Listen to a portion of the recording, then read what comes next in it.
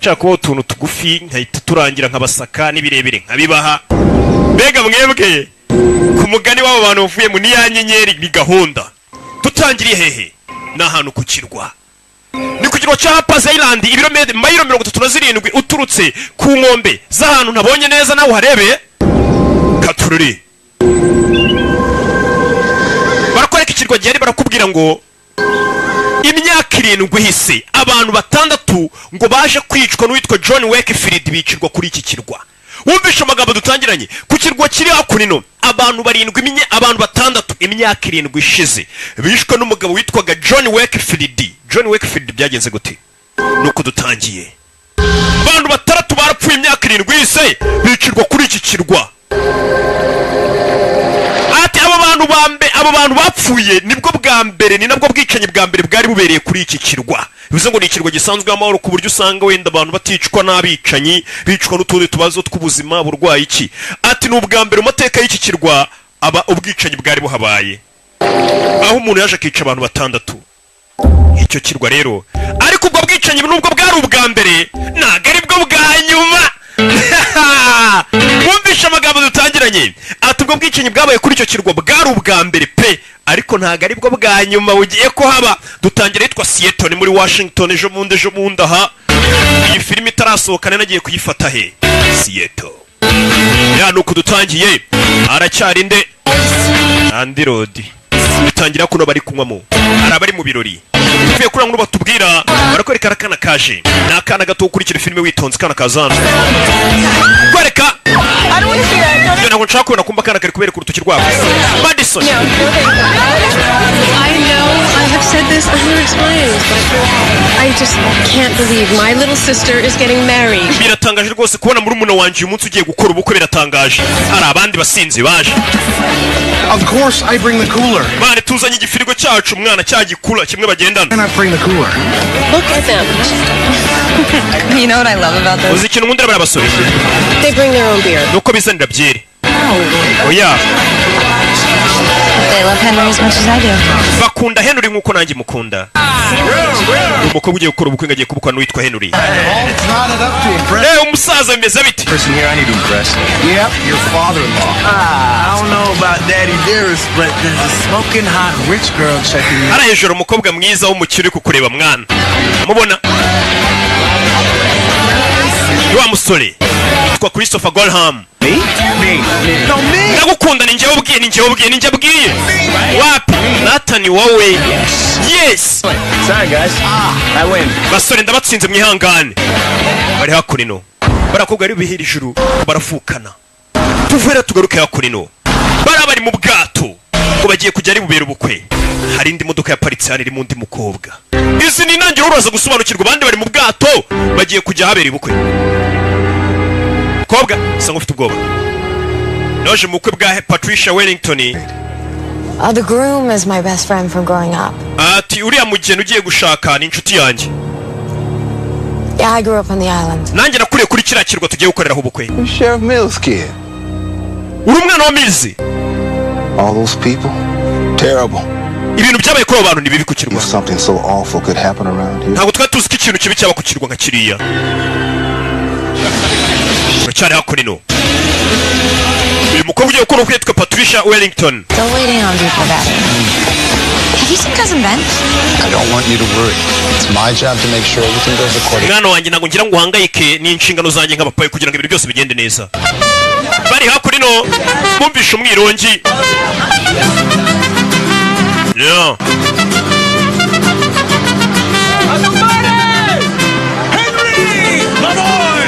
Henry mwana wanjye.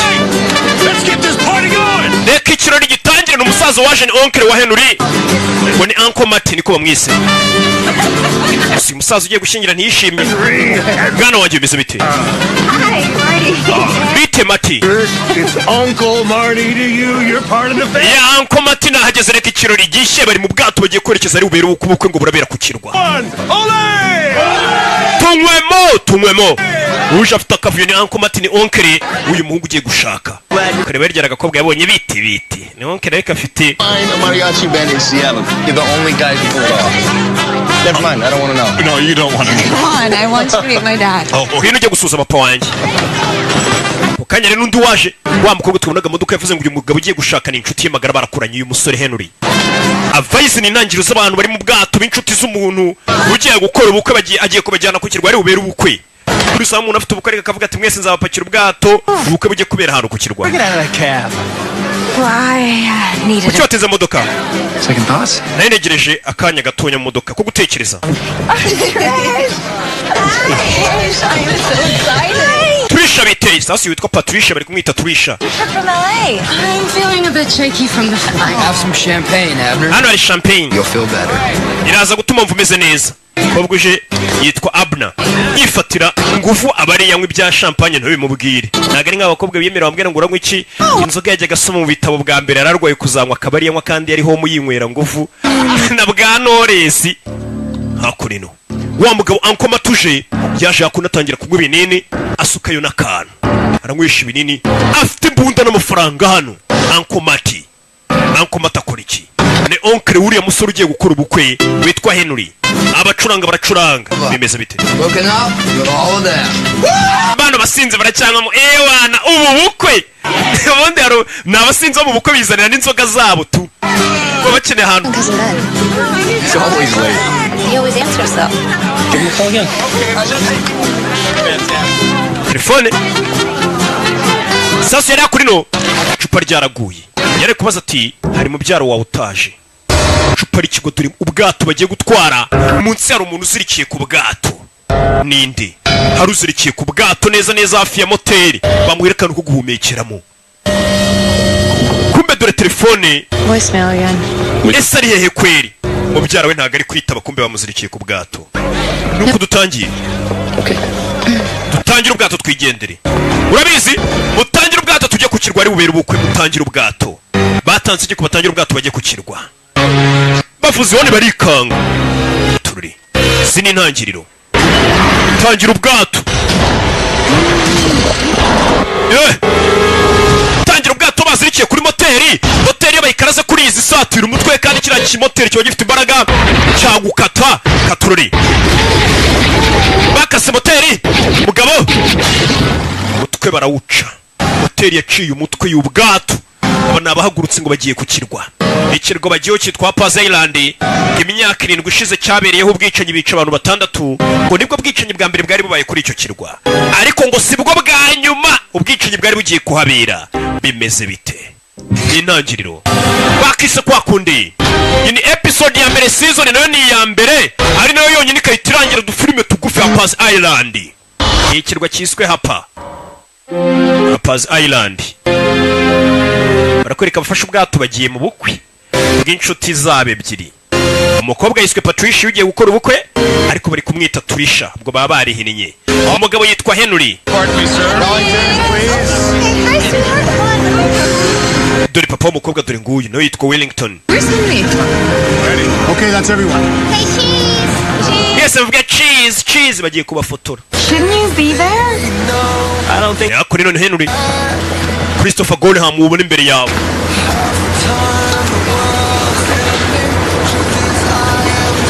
You didn't think I was gonna show, did you? ntabwo wari uziko ndibuze kuza sibyo We're coming. yego No? But I realized namenye ko if I didn't come home now, nintaza mu rugo uyu munsi I might never. ko hari igihe nshobora kutazigera mpaza And that scared me. You know, it's been 7 years. gusa mfite ubwoba hashize imyaka 7 ubwicanyi bubaye sasa abantu bakuriye kuri kiriya kirwa bose barahabaye niyo mpamvu umusore yahisemo kongera kujya kuhakorera ubukwe gusa ikintu cyababaje ngo imyaka 7 yashize hari abantu babo bapfuye That'd be nice. biraza kumera sawa uyu mukobwa yari yaracitse kuri icyo kirwa kubera abantu bahapfiriye yari azi ko atazahagaruka ari mu bwato Should have been his best man. mana heno urajya tubwira ko ari akakobwa ka Abuna niko kamubereye agashuti ka mbere kuva yavuka kari akakobwa uri kumwe n'agashuti ke ka mbere kitwa Abi cyangwa se Abuna Where the bachelor party? Please tell me it's going to be something seriously debauched. akunino Your cousin Ben. wabona ni mubyara waguhamagaye mubyara kumva ubwato bwa mukase twayibonye uri kureba umuhamagaye yitwa Hunter Jennings. No, it's not him. Umuhamagaye ntabwo ari mubyara wanjye, umuhamagaye yitwa Hunter Jennings. Umukobwa yahise ahinduka, ugiye gukora ubukwe ku cyari umusore umuhamagaye agasa nk'ugeze bw'ubwoba, witwa Hunter Jennings. Know about the murders? John Wakefield, he killed like Umva muzi iby'ubwicanyi bwabereye ku kirwa tugiyeho umuntu witwaga ngo John Wakefield wishe abantu hashize imyaka 7. The thing.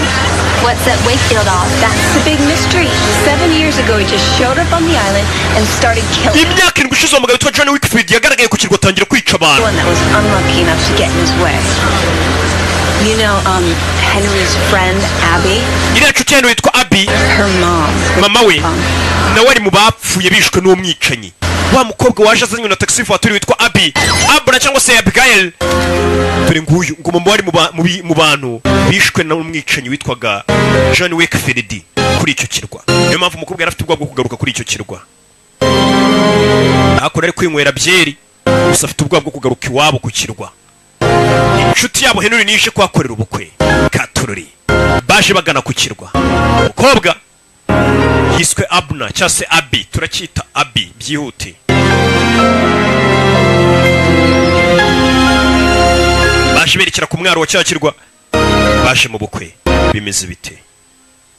Filime rero z'ubugenge nako murabizi nuko zitangira gake gake.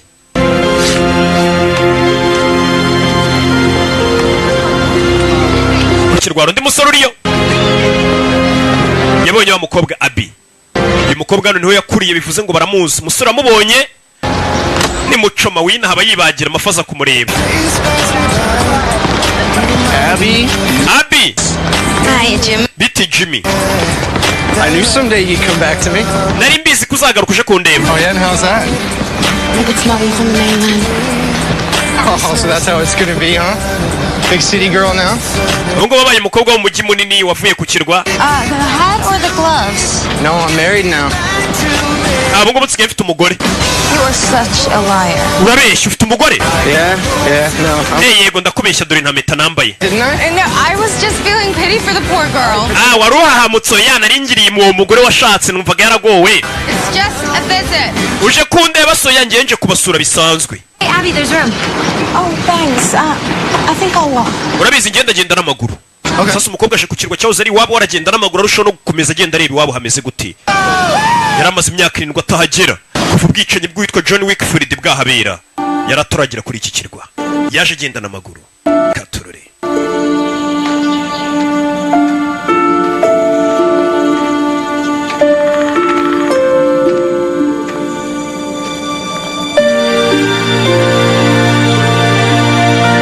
yaje agenda n'amaguru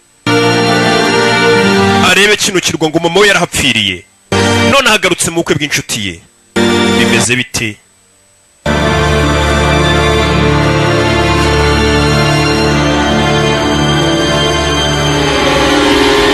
Kurabana mu giti kirano niho abantu benshi bapfiye na mama we niho bamanitse. Mama atangira kubona mama we bamanitse muri cya giti. Ni ibyakera ari kwibuka, subira inyuma. Ninjye The killer's dead, Abby. umwicanyi wishe mama we yarapfuye. Should have cut down that tree a long time ago. Kiriya giti nagombaga kubona aragikase na mbere. Twigendere. Katorore. Kiriya giti yagombaga kuba yaragikase.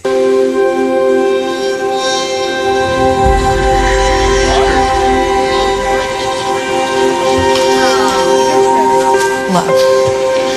Sooner or later, I was gonna walk past that tree, so I thought... Basi cyangwa bitinze n'ubundi kiriya giti nagombaga kuzakinyura iruhande. Hey. Yeah. Oh, great. He's into it.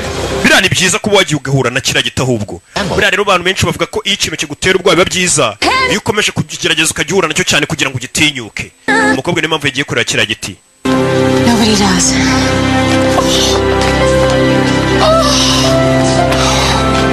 You grew up so beautiful. Wakuze rwose uba keza cyane, nabo ku kirwa baramuzi. Now, I've kept the afternoon open so that everyone can get settled. The welcome dinner is tonight at 7. Muri kano kanya tugiye kubanza twese tubereke ibyumba byanyu muri murare. To do. Amasaha ni saa moya turi buze gusangira ibya nijoro. Fire in for the week. And since it's the end of season, you practically have the whole island to... Katururi. Ubwo bakigera ku kirwa. Oh, sorry. sorry. Excuse me. See you at dinner. ako no kumbere babiri bakundana. Show Trish's niece the bloody finger in the box truck. Might have had something to do. Bane ako ni babiri. Well, I knew everyone was gonna love you. Niyo mpamvu gukunda sheri ni babiri. Oh.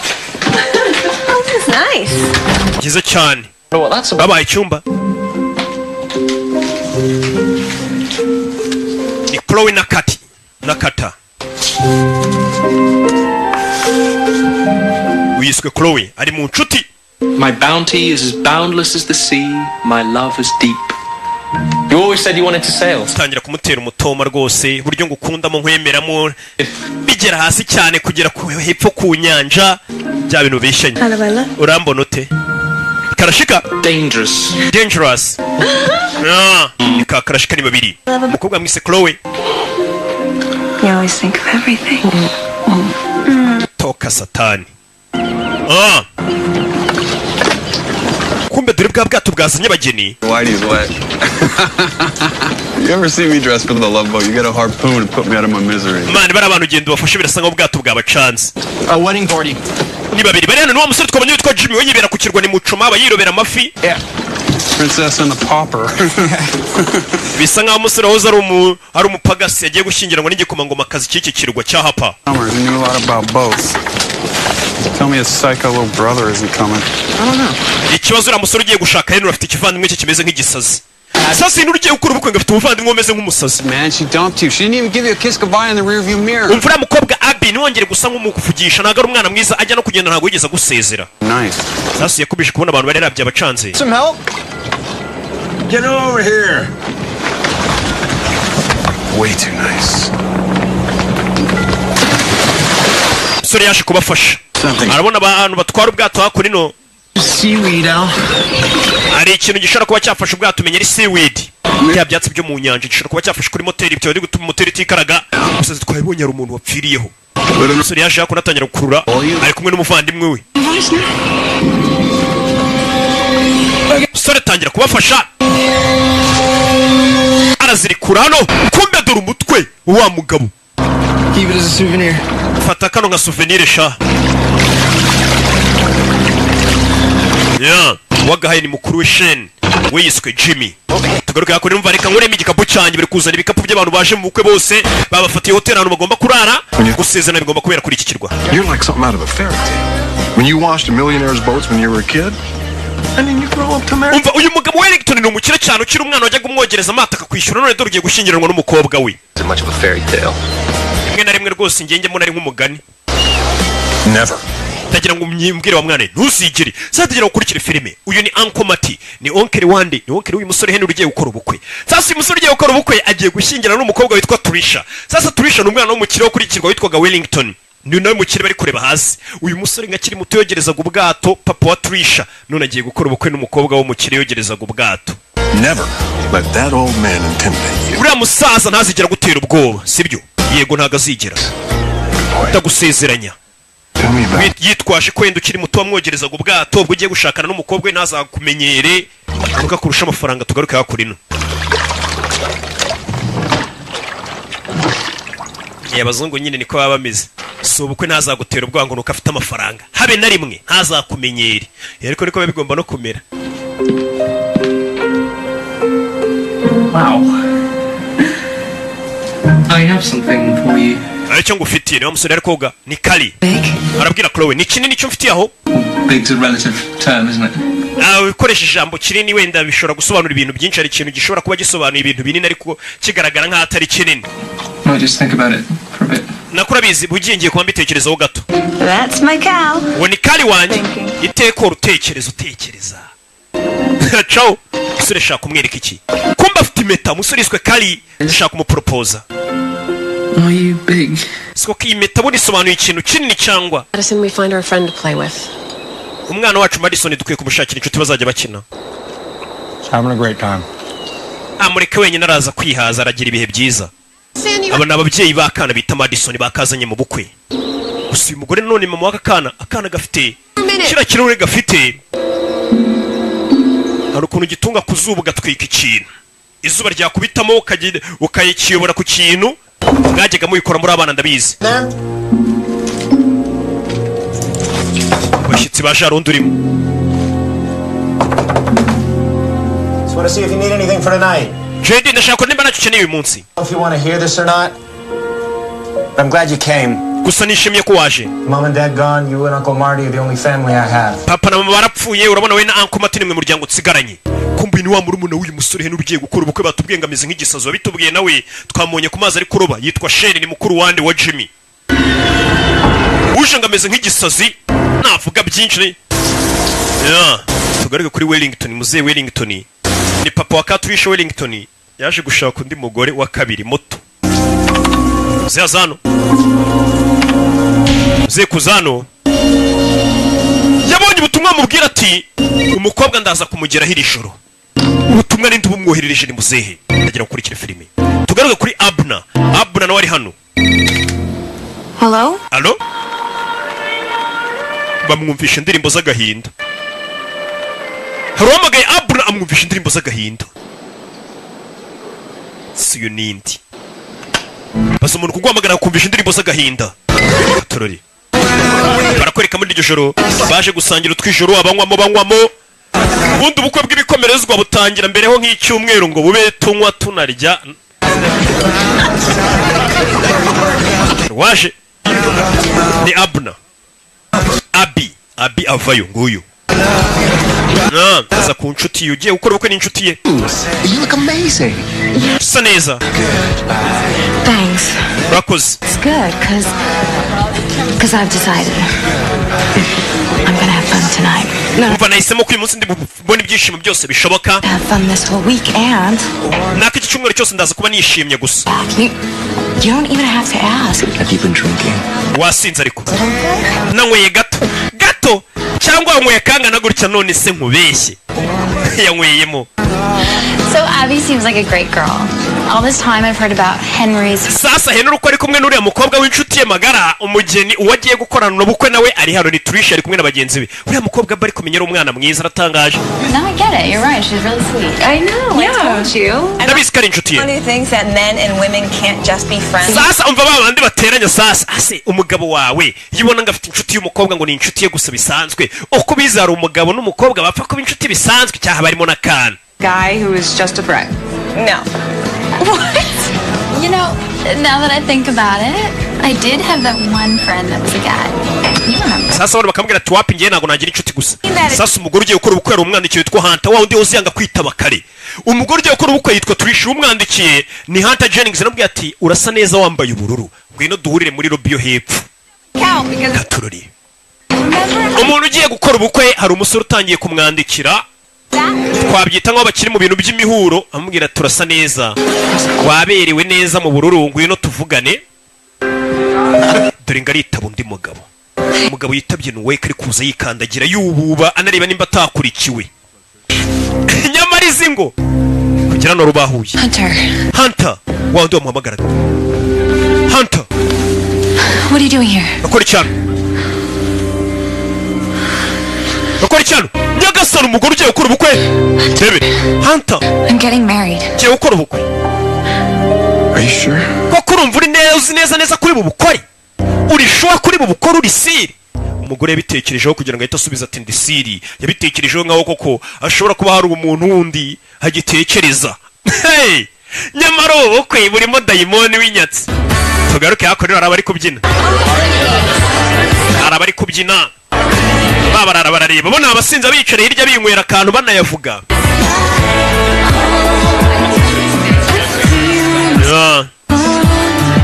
Umugore yaje kubyina n'umugabo we bagiye gukora ubukwe gusa ibitekerezo biri gutekereza ibintu byinshi. Ari gutekereza no kuri Hunter Jennings. Mu kanya bayakamubwira turi siri kuri bukora ubukwe. Dore wa musaza ari kubyina. Sheriwe Kali ari hano. That guy is my hero. Ura musore ni ntwari yanjye ura musaza. Oh God, here we go. No, I'm serious. Uncle Marty's what? 50? Uncle Marty afite imyaka 50. No kids. Nta mugore nta mwana. Tap some hot things. Half his. Abari kugerageza kureba ukuntu yateretse utwana rusha imyaka nk'icya kabiri kiye. what world does that make him not a superhero? Rero nibyo bimugira ngo ni superhero, ni intwari idasanzwe rwose. Umuntu umugize imyaka 50 atarashaka atarabyara, urumva rero atari superhero. Ni ibigoryi by'insinzi. How's it going? We were just talking about the groomsmen. Hano twari turi kuganira ku mugeni. So you and Henry, you've been friends for a long time. Ese we na Henry uriya mwari muri inshuti gusa? Cyamujye mukora n'akazi. Hey, abuze icyo asubiza yamugeraho. Yeah. Has anyone seen JD? Nta muntu wabonye JD muri we. Kanjye kumugushakira. Go find that fiance. Oya reka wegenda ushaka fiance wawe nanjye gushakira muri we JD. Umukobwa Abi, abakobwa baratanye kumaza ibibazo byinshi. Atari ko n'umugabo ugiye gukora ubukwe n'uri muri inshuti gusa. Cyamwijya mwirwano. He will make Hunter leave. No. Daddy, we'll just cause a big scene and embarrass Henry. Sasa ngo yisa hano kuri no atangira kuganira na mukuru we ni mama wa kakana twabonye ka Madison yaje kumugisha inama arubwira ati wegenda ubwire papa araza kwiteyirukana Hunter wamwirukane. Hunter n'undi wahoze ngo akundana n'uyu mukobwa none yaje no kubukwe ashobora kwica ubukwe ati because papa yahita asebya Henry is the last person I want to know. I mean, I don't want anything to ruin this wedding. Ntabwo ngira ngo Henry amenye ko umuntu twese dukundana no yaje kukirwa byabaza Henry. Umva nta banga ribe rigomba kuba hagati y'umuntu mugiye gukora ubukwe. Sasa umugore buzahira abwira umugabo we ko umuntu bahoze bakundana atangiye kumuvangira Jean wagiye kubera ubukwe. Okay. Sawa. Look. Reba. If you have any doubts about Henry, Isara gushidikanya bafite kuri Henry. Mbere yuko mukora ubukwe. Now is the time to speak up. Iki nicyo gihe cyo kugira ngo bimubwire nimba ugishidikanya ko mutakora ubukwe wayimubwira. I love Henry. Oya Henry ngenda mukunda. And I'm going to marry him. Ndetse tugomba no gukorana ubukwe. Katururi. Muri iryo joro. Ndagira gukurikira filime muri iryo joro. Anko matari kugenda uyu ni oncle w'umugabo ugiye gukora ubukwe ari we Henry. Hari abasanzwe bari kuganira. You ask straight to Trish. I don't know what it is to succeed here for her sake. But definitely surprised. Yasanze neza papa Patricia ugiye gukora ubukwe ari kuganira nandi. Nuwo uza kundana n'umukobwa we ari we Hunter Jennings bari kuganira. Did agree to meet me in the morning though. Sinzi kare bunyemerere. That's progress. I just want you to know if there's anything you need. Nagwisha cyose. Take to ask. Ariko buno bukubwici. I'm not leaving this island without her. My daughter's not marrying him. Ndaza kuva kuri iki kirwa ntwaye umukobwa wanjye Patricia. Ndagira ngo ukurikire filime. Nukuvuga ngo uriya mugabo w'umukire Wellington papa Patricia ntago yifuza ko umukobwa ashingiranwa n'agahungu kitwa Henry kahoze kamwogereza amato. Ni nawe ubwe wihamagariye uhoza kunda n'umukobwa ari we Hunter Jennings kugira ngo aziyice buno bukwe. Papa yisubirane n'umukobwa we Tricia ntago yifuza ko umukobwa yashingiranwa n'umuntu yahoze umwogereza amato. Muri iryo joro nduri kuza. Muri kuza no ni Abi. Turacyari kuri cya kirwaye kirwa nk'iki kiba gifite akagigi akantu k'agasantere yaje kugasinta. Kari kugenda afite mu bwoba. Iki kirwa aragitinya mamuye gipfiriyeho. Baramumanitse afite mu bwoba. Katururi. Komeza imbere. Aza mu kabari kari muri kano gasantere ku kirwa baranywa. Yeah.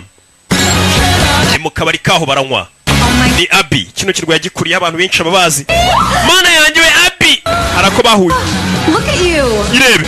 Coming in here all. Rero ukuntu usige wambara. You're trying to make us local girls look bad. Siko wambara twe tukahita tumera nk'abakobwa bo mu cyaro Niki. Sasa kana sanziga na agakobwa bakoranye kitwa Niki ko gasigara agaseriveri muri kano kabari. It's boring as hell here most of the time. Hano hantu harabowa ntago haba harenze bari abandi bigire mu mijyi mikuru baje gusura uyu nguyu. Yes. Umukobwa bakuranye yitwaga Niki asigaye we kora mu kabari. There's my perf. Narinje gushaka uri yaje gushaka JD ni murumuna wa Henry. A lamb among lions. Okay then. Let me text Henry. Make room, you animals. Any of you so much as lay a hand on the... Ngabigoryi mwe by'abasinzi haramuke yagize ukoze kuri kano karabu kamuri imbere ndamukata intoki. Ubwo ni uri kwivuga bimwe abasinzi bagukoraho. You big city girl. Uko guturuka mu mujyi munini ngwino hano umuhamagaye ni Jimmy ngo bahoze basanga bakundana. Ba musore twabonye wicururiza amafi y'umurobyi ku kirwa. Big city girl. Big city girl. Ko kiri kumwita. I hope your game is better than your banter. Nizere ko imikino yawe byibura kuri BR rutiyo ngiyo ubufite ya brag. Hakurino. Muri iryo joro baje kumara icyumweru hano. Muri iki cyumweru haraberamo n'ubukwe. Kwerekana wari waje handitse Ben Wellington ni kakana ka Madison, ni akana gato ari byo kaciye. Madison we Binon, mama waka kana ni mukuru wande. Sasu yaje kureba iki kigabo, yabonye ko gishaka kwica ubukwe. Uyu ni papa Tricia ashaka kwica ubukwe bw'umukobwa we, agashaka gushyingirira umusore w'umukene. No. Rabizi? Your daughter. Kobwa we. My nephew. N'umwishiko wanjye Henry. You make a stunning couple, don't you? Bafite couple nziza cyane pe, siko bibona?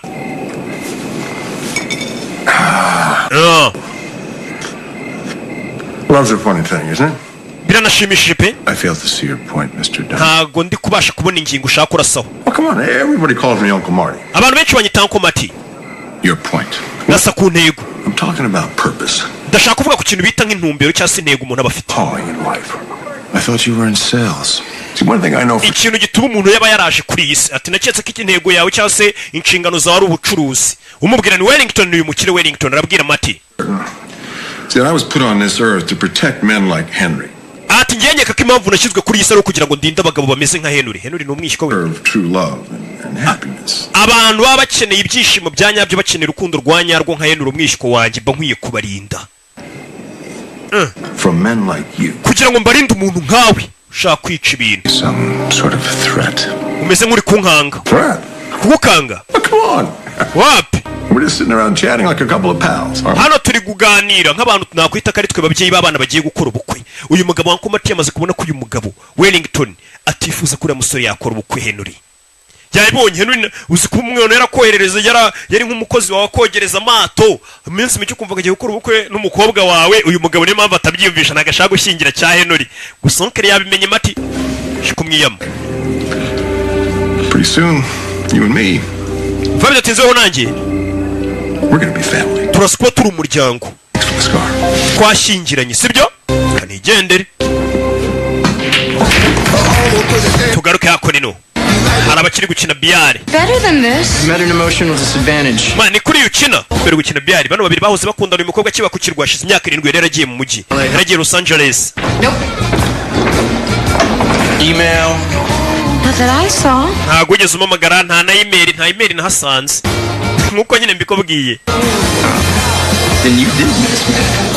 Wari unkumbuye ariko. You what? I make this, you have to stop asking me so many questions. Nimba ugira ngo dukomeze dukine neza, wikomeza kumbaza ibibazo byinshi. You got yourself a deal there, big city girl. Kumwita agakobwa gaturuka mu mujyi munini kanze kumusohoza. Gutera yinjiza umukara aranitsinda. Abonye urirangije. Karirangije ni Abi. Kombe hafu undi mukobwa uhari muri ako kabari. JD yatangiye kumureba. JD avukana n'ugiye gukora ubukwe ari Henry. Ati cyo kibazo. Being a creep. Kunera ubwoba. I like your tan. Narebaga iyo tatu yawe ufite. Nanjye ndayifite. Mwereka tatu ye. Wambonye se. Is he bothering you? Mana ari kukuvangira. Haven't even met the guy.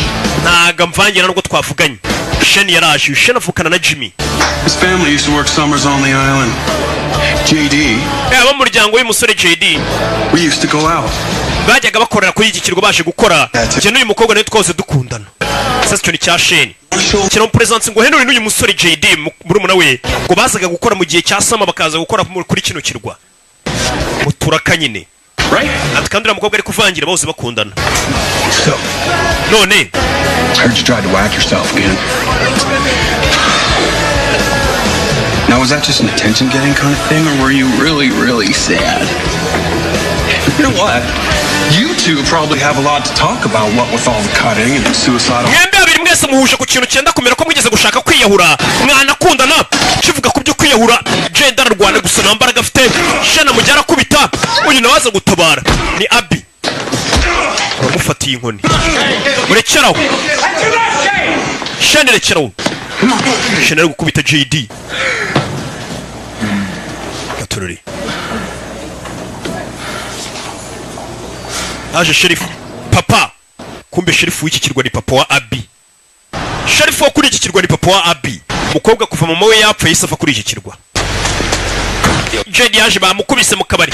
Murumuna wameze neza caho ndakwiyamye. Kiri umuntu kinago bajya avugana.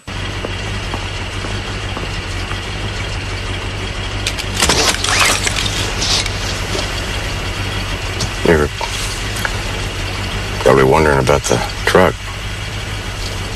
Seems fine. That's the way I feel. The heater still works. Yakora ino nkora. Did you get the cards I sent? The ones that... Amakarita nakoherezaga warayasomye yego narayasomye. Bajya gandikira umwana ntamusubize. Singa mwana tabanye na se neza. Listen, I was thinking maybe now that you're here. Thanks. Byibura uri hakuno navugaga ni papa urakuze ariko urakuze. Kigura umuryango urafunze. Urafungura umuryango cyangwa wamfunze mbimenye. Ni papa we mukobwa nagajya avugana na se harashize imyaka 7. Kuva mama we yapfa umukobwa niyo ngiye kuvugisha se. Ngongeye gura ari mu mirwano mu kabari. Ngongeye gura mu kabari ari mu mirwano papa ni Sharifu. Nakubwiye ibyabaye kuri iki kirwa ntago turabyerekwa ni ibiki. Usara bahapfiriye. Ndetse kugira ibi byose ubimenye nuko wicara gusuga tuza iyi filimi iraza gusobanuka kuva nyiriho. I feel like I owe you an apology. Bisa nkaho ngomba gusaba imbabazi ziki. I didn't have you out there looking for JD. Ntago nagomba kureka kujya gushaka muri wanye JD. Ntago ari gura na so. Both knew that part of me coming home was dealing with my dad. Oya gusa twese turabizi kuba narafashe icyemezo cyo kuza kuri iki kirwa nari mbyiteguye ko n'umundi nzahura yo na papa. Are you kidding me? You broke up a bar fight with a pool cue. Umva waruri mu mirwano mu ntambara uri kurwanisha inkoni ya biyari. Maybe if I wasn't playing pool there wouldn't have been a fight. Ahari wende nazo kuba ndi gukina biyari nta nubwo intambara ikuba nari kuza kuba ndi kumwe na JD. Urumuna we. That one of these days he's going to do something a whole lot worse than just pick a fight. Maybe. Atinyanyeka ko muri iminsi murumuna wanjye ashaka gukora ikintu kirenze kuba yatangiza intambara mu kabari. Wumvisha n'urubwo bafite. Ati murumuna wanjye ngira ubwoko rimwe na rimwe azatangiza ikintu gishobora kuba kirenze iriya ntambara yo mu kabari. Barakwereka muri iryo joro kakobwa bita ka Chloe. Gakunda n'uwitwa ngo ni Kali. Swimming, I meant the pool. Shari warumbwiye ngo tujye koga ngira ngo unjanye muri piscine none unzanye ku kiyaga. Shunyas. Barabire barakundana. Akabakese Chloe. Musore rasiko ngo bagiye kogera kuri piscine ya hoteli none kahise kaza ku mazi. Kura muri Gisenyi ugasohoka muri piscine ya Serena ukajya koga hepfo ku Kivu. Bano niko bigenze baje ku Kivu. What are you waiting for? Tegereje iki? Siko ko ntacyo bagiye koga nyine. Ntago wakoga n'imyenda namwe murabizi nako. Kuramo imyenda agiye koga. Show you something. Hari cyo cyawe kwereka ariko uyu musore afite metero ashaka gupropose uyu mukobwa. Uraza kubukinyirika. Umva buretse ariko nkwereke kujya gukuramo impeta agakobwa bakundana nakagoryi nagasazi kirutse kagiye mu mazi kandi ashaka kugaporopoza. Mbega barashaka gukorera ubukwe mu bukwe bw'abandi. Nibo baje mu bukwe none ashaka guporoporiza mu bukwe bw'abandi. Si mu byumva rata. Chloe yinjira mu mazi. Muri iryo joro kweka kakana ka Madison ka Jean kare papa wako yitwa Richard na mama wako ni mukuru wande wa Trisha n'umukobwa ugiye gukora ubukwe. Honey, Nano, did you have a bad dream? Warose nabi kuje mu cyumba cyacu ya. What's wrong, man? Ikibazo ki? Did you know people died here? Mama waruse ko ari abantu bapfire kuri iki kirwa. Kwiki? People were killed on this island. Abantu biciwe kuri iki kirwa mama. Who told you that? Ninde wabikubwiye?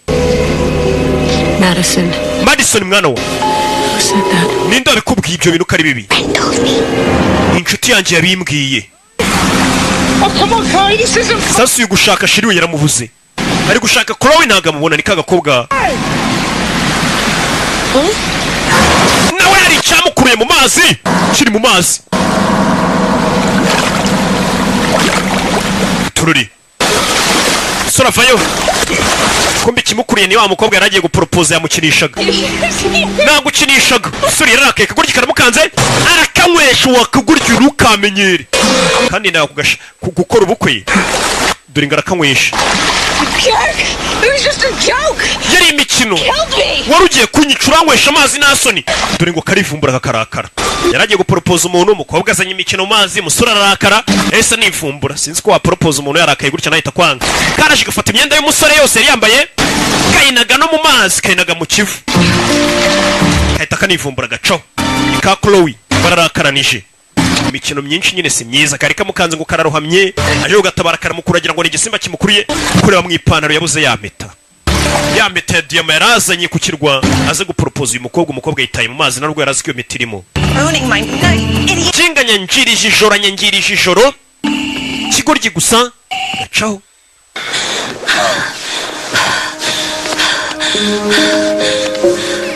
Toka satani. Hari ibintu mama ugomba kwirinda, nirirwa mbagiramo inama ariko nkabona ntimunyumva, dore nibi. What? No. Oh my God, I was loud.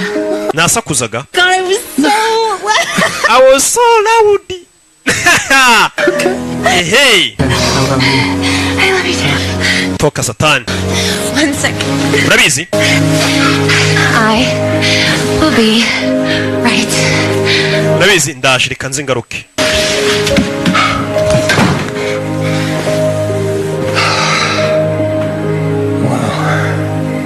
Nabagiye gukora ubukwe ariko dore ubukwe buri muri iyi minsi, dore ni bano babiri.